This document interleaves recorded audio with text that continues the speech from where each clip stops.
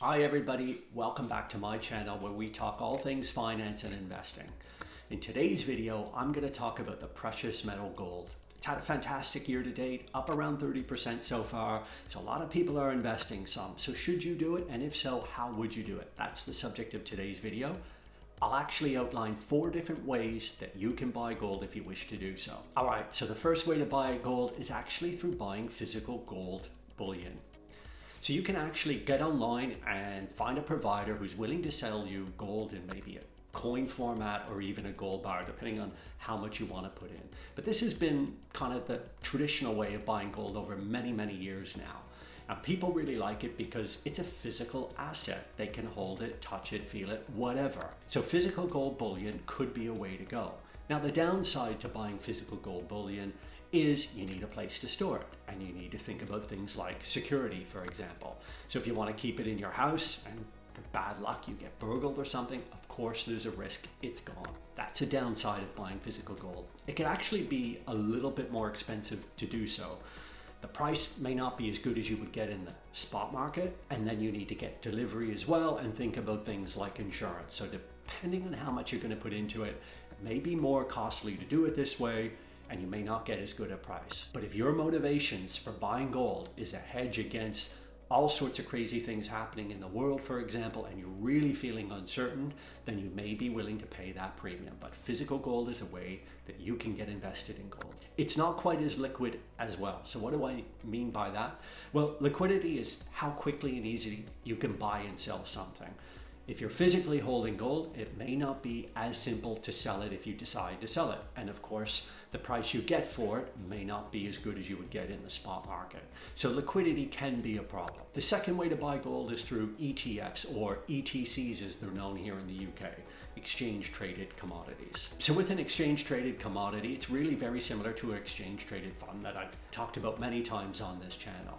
With one transaction in your brokerage account, you will buy a fund, and that fund manager will actually buy physical gold and have it stored somewhere for you. So you're getting an exposure to gold and the gold price without doing anything else really other than logging into your brokerage account and buying an ETC. The ETC will be traded on the stock exchange just like other ETFs and stocks, for example. So it's a very cost-effective and easy way to get exposure to gold. Very simple way to do it. The fees are actually quite a bit lower. Obviously, you'll pay your brokerage fee to your broker, but the actual expense ratios of holding an ETC range from anywhere from 0.1% up to 0.7%.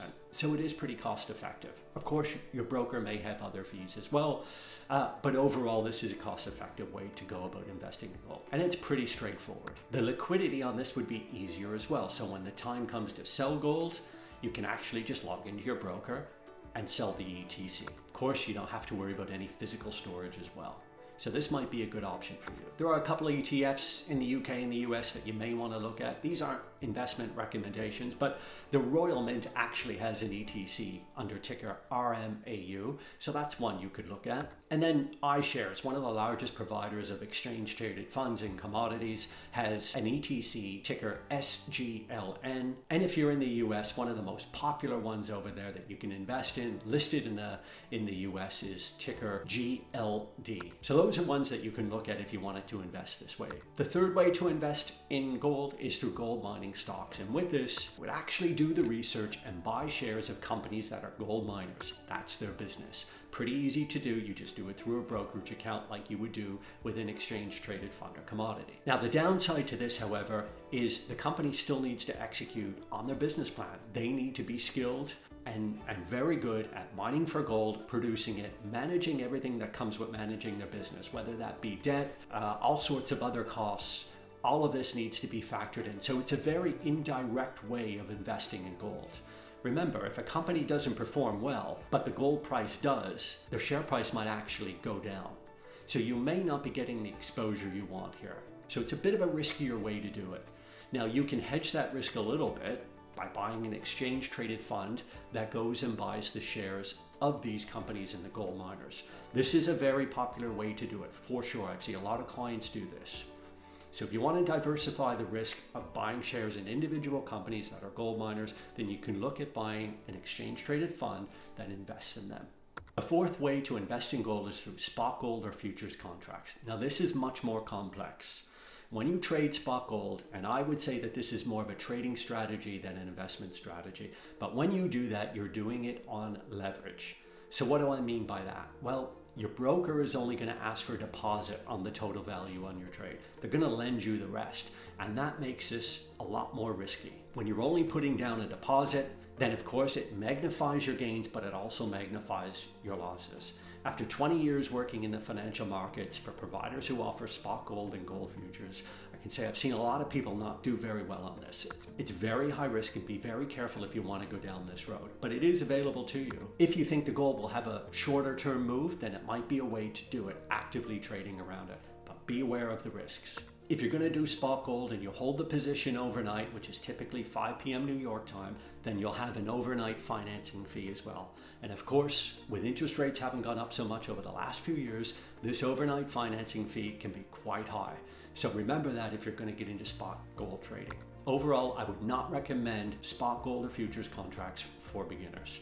I would prefer the other ways to do it for you. So that's 4 different ways to invest in gold. Let's get into the pros and cons on these. A couple of pros. 1, gold tends to be a hedge against inflation. Now, it didn't quite do it so much in 2021 and 2022, but it has generally historically been that. So if you think inflation is going to come back, investing in gold could be a way to hedge against inflation.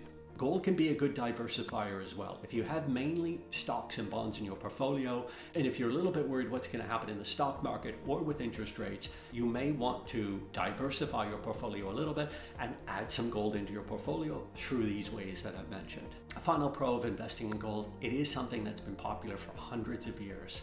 You may consider buying some, adding it to your portfolio, or physically holding it, knowing that there is likely to be demand for this down the road. So what are the cons of investing in gold? Well, the main one is gold doesn't produce any income or anything really. Unlike buying, say, an apartment where you're going to rent it out and get some income, or buying shares in a company where they earn profits and pay you out in dividends, gold does none of that. It operates on a greater fool theory when it comes to investing. And that theory is that you'll buy it at one price, and the only way you'll make money is selling it off to someone else in the future at a higher price. This is the reason that seasoned investors like Warren Buffett or Jack Bogle never advocate investing in gold, because it doesn't produce tangible profits or income, for example. So bear that in mind. You're only really going to make money by selling it at the higher price based on the demand for gold. Another con, if you're buying physical gold, you'll have to deal with those costs. Insurance, security, all of these things that come with it is just part of it. So bear that in mind. It can be more expensive of an asset class to hold. Another con, market volatility and risk, of course. If you buy a lump sum of gold and the price suddenly goes down, are you going to panic and sell? Now that can happen with all your asset classes, but it's definitely something there with gold, and you won't be earning dividends while you're waiting, or coupon on a bond, for example. And finally, when it comes to investing in gold through things like spot contracts or futures, they're very high risk, and that is just not for everyone.